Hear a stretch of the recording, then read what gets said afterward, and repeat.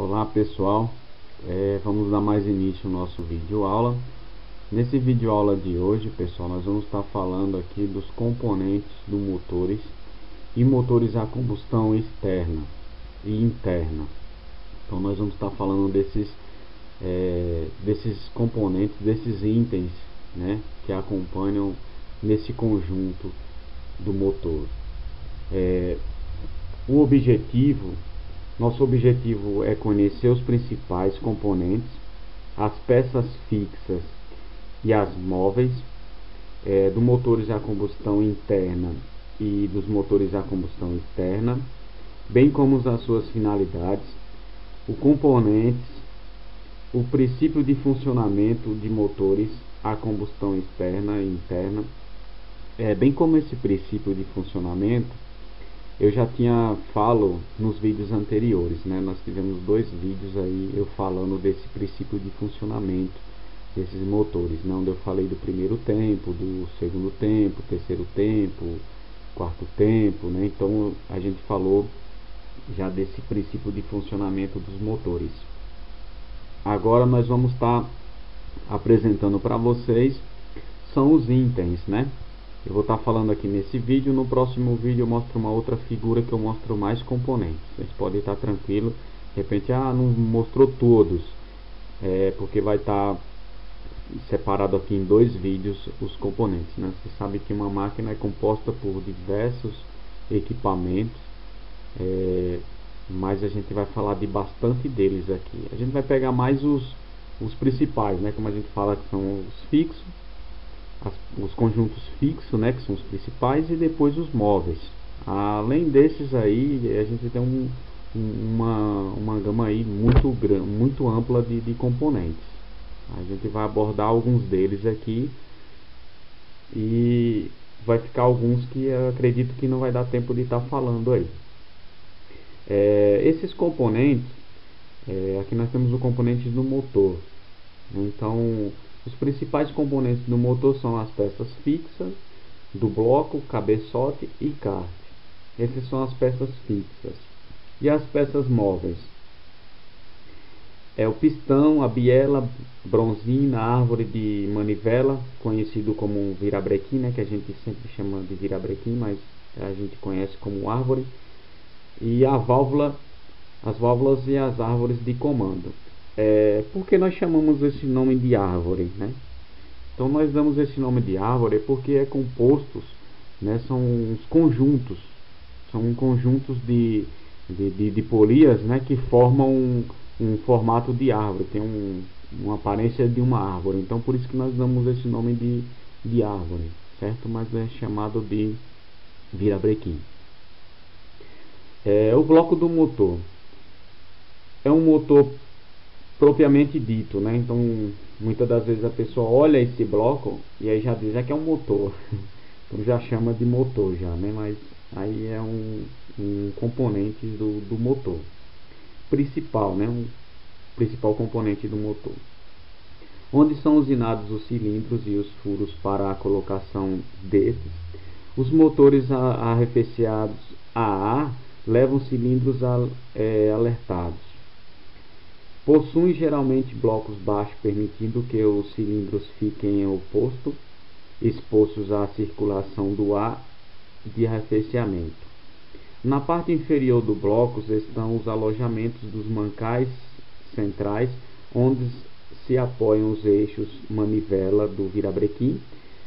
Nos motores horizontais dos cilindros opostos, os eixos de manivela acham-se no centro do bloco.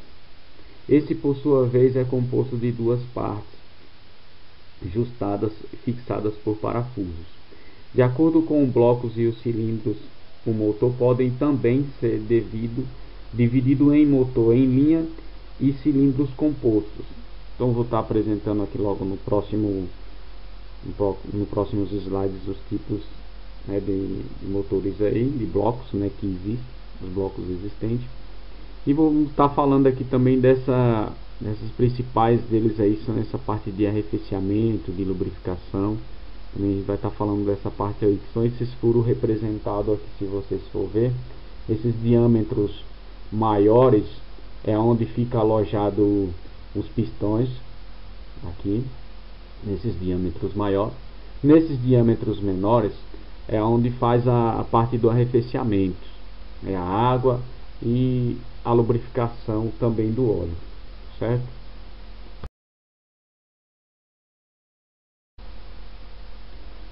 Aqui esse tipo de motor, né, o mesmo motor que chamamos de motor em linha. Como vocês podem ver, o cilindro, né, essa parte em gaiola é a parte do bloco, e esse cilindro representado aí é o pistão, essa haste que desce, que é a haste da biela, e a parte em verde aqui, que é a árvore que nós chamamos, né, conhecido como virabrequim, mais popularmente. E o outro tipo que nós temos aqui é o motor em V. Vocês veem que ele já se distribui em duas partes, né? Ou seja, num só movimento ele já tem dois avanços, né? Um avança para um lado, outro avança para o outro. A parte em V, essa parte do lado daqui acho que não está dando para vocês visualizar bem, mas vocês podem ver que essas duas figuras pretas aqui que a gente tem nesse canto aqui, ó, essas figuras aqui, ó, esses cilindros aqui são os pistões. Então são partidos, né, bipartidos aqui em V. Então o motor trabalha em V. Então nesse caso aqui a gente iria termos aí dois cabeçotes, né? Ao invés de utilizar um cabeçote só, aqui a gente já utiliza dois cabeçotes. Isso ajuda muito em questão de vir dar algum problema. De repente pode ocasionar um problema em apenas uma parte do cabeçote. Aí dispensa a necessidade de fazer um retrabalho nos dois cabeçotes, né? Então a gente faz a inspeção ali e vê qual dos cabeçotes que deu problema, e aí a gente só recupera somente aquele cabeçote. Então não há necessidade de mexer nos dois, né? Então tem essa vantagem aí, além da vantagem que a gente tem maior, que nós sabemos aí, quando o cilindro é em V, ele tem um rendimento de trabalho muito maior.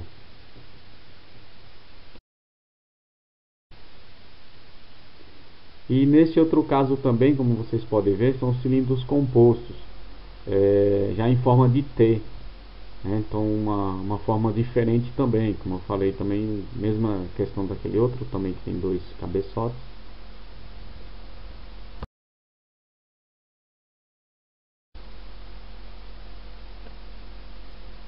E aqui nós temos o sistema de arrefecimento, pessoal. O que é esse sistema de arrefecimento? Toda máquina ela trabalha com a temperatura elevada.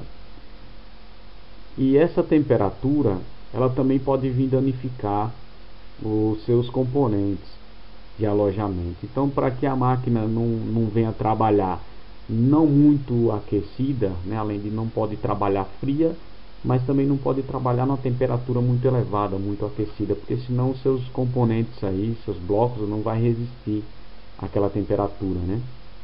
Então tem que trabalhar numa medida de um controle, né? A gente tem, vocês sabem muito bem que quando ocasiona um equipamento vir a danificar, o que acontece primeiramente? Aí a junta a junta chega a derreter, né? Quando sofre um aquecimento grande, né? Então a gente tem uma junta que ela tem que trabalhar dentro, ela atinge resiste, né, até uma temperatura. Então quando ela ultrapassa essa temperatura, ela vem a derreter. Então para que essa máquina trabalhe numa temperatura padronizada, então tem que seguir todo esse acompanhamento de refrigeração aí, esse arrefecimento. Existem máquinas que ela é arrefecida por ar, né? Então as primeiras máquinas desenvolvidas, ela não tinha esse sistema de refrigeração a água, ela tinha refrigeração a ar, né? Então até hoje, né, a gente tem muitas máquinas aí que são refrigeradas a ar. Então eu tenho uma máquina dessa daí, e também tem uma máquina também refrigerada a água também. Tem os dois modelos, né? E essa máquina aí que eu tenho, o problema dela é justamente isso, essa questão de aquecimento, né? Então ela só faz o sistema de arrefecimento quando ela está em movimento, né? Porque daí ela em movimento, ela recebe a entrada de ar e o ar faz essa refrigeração. Então é tanto que quando eu chego em algum local ou paro, eu tenho que desligar a máquina. A máquina não pode ficar ligada, por quê? Porque ela aquece muito. Então aí não pode aquecer, né? Então só posso estar com ela ligada em movimento. Então tem essas vantagens, tem essas desvantagens, né? Se tem uma máquina que é refrigerada a água, você pode parar e deixar a máquina ligada, que não tem problema, né? Porque ela vai trabalhar com seu sistema de refrigeramento. Nessa figura, como vocês podem ver, aqui essa máquina é refrigerada a água, porém ela pode ter o seu trabalho nos dois métodos, né? A gente recebe logo aqui, que a gente temos aqui nessa frente aqui, ó, essa figura azul, nessa frente aqui nós temos o radiador. Então nesse radiador, esse radiador aqui ele recebe a ventilação do ar, né? Então ele já acaba fazendo esse processo de refrigeração, né? E no caso, se a máquina estiver parada, ela não vai estar recebendo esse ar. Então como que ela vai fazer esse sistema de ventilação? Então esse ventilador aqui, ó, esse amarelo, esse ventilador vai entrar em rotação, né? Então vai fazer o sistema de refrigeração dentro do radiador, certo? Então funciona nos dois sentidos, né? Quando um aqui fica deficiente, o outro entra para ajudar, né? Então existe temperaturas locais, ocasiões em que esse ventilador ele não vai entrar. Por que ele não vai entrar? Não é porque ele não está funcionando. Ele está funcionando muito bem, porque não chegou, né, a vez dele, né? Ou seja, como se tivesse ali dois tempos, né? Dois estágios. Então um fica no primeiro estágio mantendo a temperatura, e aí quando há necessidade, aí entra o segundo estágio, que no caso seria o ventilador. Então não é uma máquina que é especificamente resfriada pelo ventilador, né? O ventilador entra como o segundo estágio, né? Como eu havia dito aqui, que existem situações que não há necessidade de vir entrar o ventilador, certo? Existem máquinas industriais que elas são refrigeradas a água, e o seu sistema é feito por uma caixa em que nós chamamos, essa caixa ela é uma torre de arrefecimento, mas a gente chamamos de torre alpina. É a questão de marca, a marca que chama Alpina, e aí a gente acabamos apelidando ela de torre alpina, né? A gente sempre costuma chamar muitos equipamentos, muitas peças por marca e não por nome, né? Então onde vocês veem uma caixa grande verde, então essa é a caixa de arrefecimento. Essa caixa ela tem basicamente esse mesmo sistema do radiador, né? Então a água vem aquecida da máquina, né? Então é despejada por cima na torre, e essa água que vem despejada, ela vem passando nas paletas, e o ventilador vem soprando, e aonde vem fazendo o refrigeramento dela. Quando ela cai embaixo, ela já cai refrigerada. Então ela volta novamente para a máquina, aonde faz o seu trabalho novamente, né? Aí já faz o arrefecimento da máquina lá e volta quente novamente para a torre para resfriar novamente.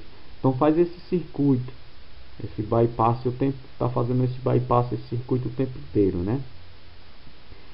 E nessas máquinas, motores automotivos, como a figura que mostra, né? Basicamente o mesmo processo aqui, ó. Como vocês podem ver nessa figura que nós temos desse lado aqui, do lado direito, essa figura aqui, ó, tá vendo? Então aqui é o recipiente em que nós temos. O recipiente é onde nós colocamos a água, né? Onde nós adicionamos a água, né? Existem outros modelos que pode ser também colocado diretamente no radiador também. Então isso depende muito das máquinas, né? Então, tem máquina que você já coloca diretamente lá e tem máquina que é colocada diretamente aqui no recipiente. Esse recipiente, vocês podem ver que a gente tem aqui um aquecedor. Esse aquecedor ele já dá um pré-aquecimento nessa água, para essa água não ir totalmente fria, ou seja, tecnicamente falando, nós não podemos adicionar água gelada diretamente no motor, né? Por quê? Porque senão vai sofrer aquele choque térmico. Então nós não tem essa característica de estar adicionando água gelada, né? Se a gente for bem olhar, o motor está muito aquecendo, vou colocar água gelada que vai ajudar, vai facilitar, não. Aí vocês vão estar tendo uma reação aí, né? Aí pode vir abalar as propriedades mecânicas desses componentes, né? Que é o cabeçote, o bloco, né? Ele pode vir até empenar. Pra vocês terem uma ideia do impacto que ocasiona, pode vir até empenar. Empenar, que a gente fala, é torcer, né?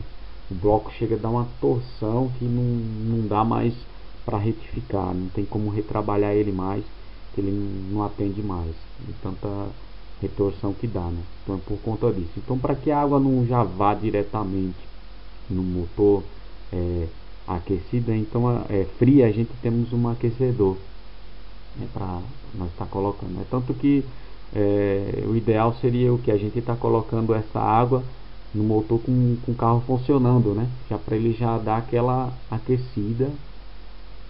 Por isso que a gente tem que adicionar ele em funcionamento, né? Que ele já faz esse processo de aquecer, já vai aquecer. Aqui a gente fala assim, pessoal, a água do radiador dura quanto tempo, né? Nós sabemos que tudo nada tem a durabilidade para sempre, né? Tudo é feito troca, né? Tanto que a gente vai estar falando nos outros vídeos a questão desses itens imóveis por conta disso, porque existem muitas trocas. Então a gente tem que estar sempre trocando, em locais que existe maior atrito, então sofre maior desgaste, né? Nem questão que o material é mais inferior, não, questão do atrito que é maior. Então tem lugar que vai absorver uma carga maior, um atrito maior.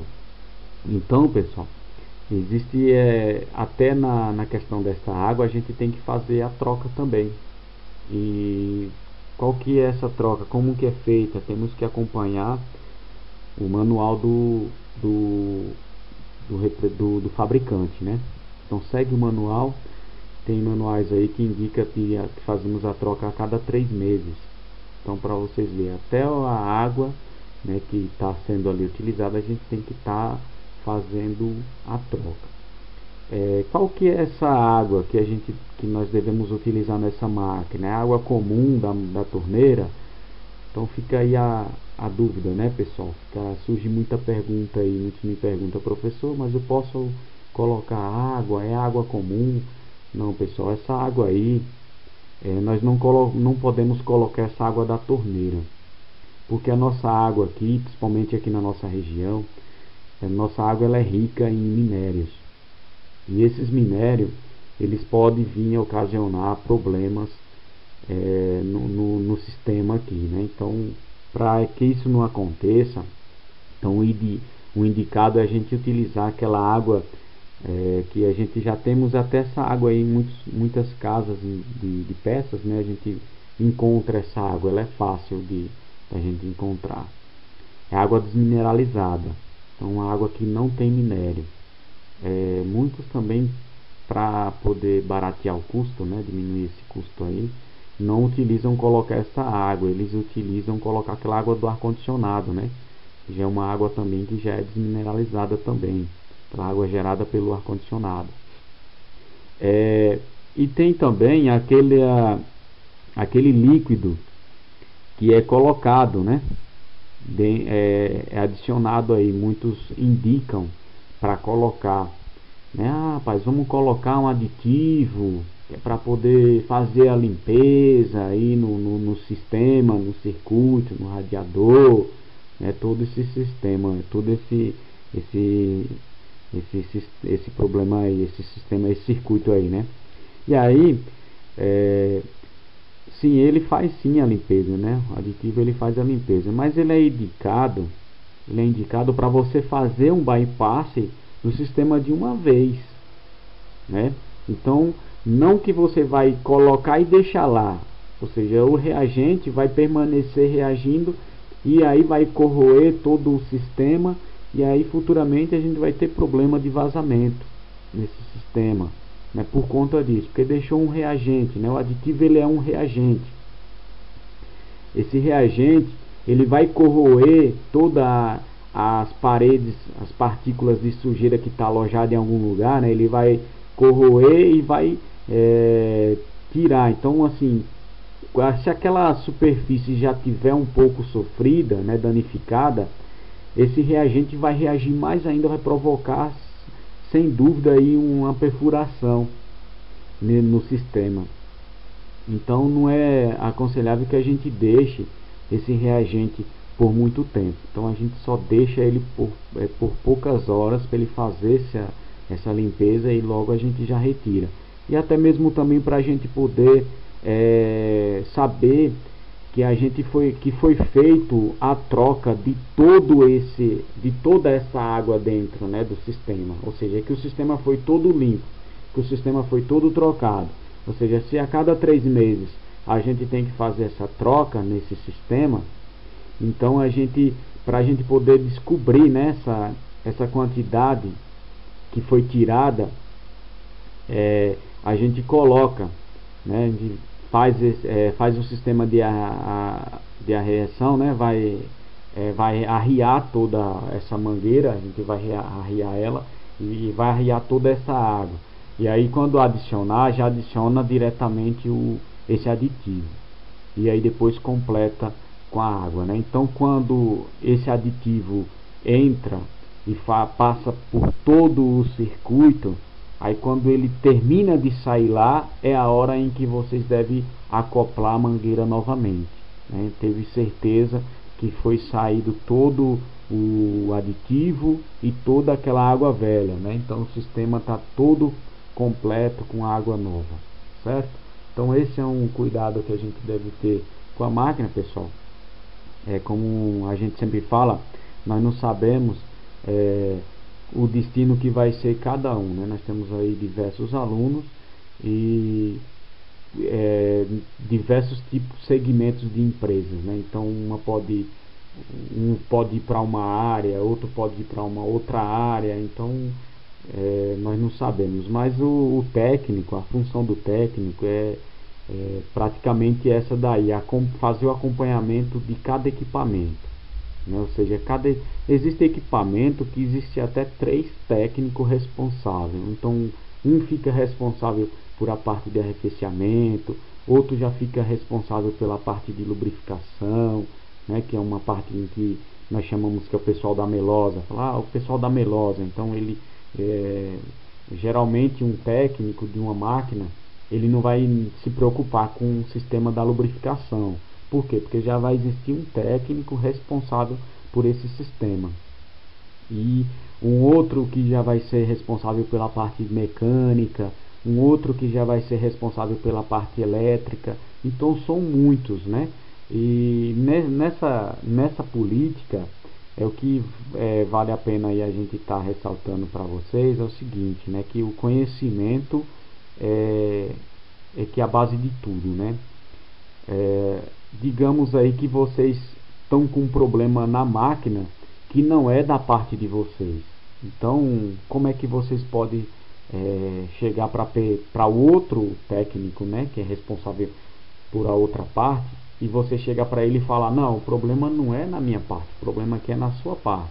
Então você tem que saber ter certeza, né, uma garantia do que você está falando, para que ele venha compreender também, né? Porque geralmente acontece muito isso daí de um jogar para o outro. Vai dizer, não, isso aí não é na minha não, isso aí não tem nada a ver comigo não, isso aí é com tal fulano lá. Então por isso que a gente tem que conhecer, para que não venha a ocorrer esses tipos de problemas aí. Ok, pessoal?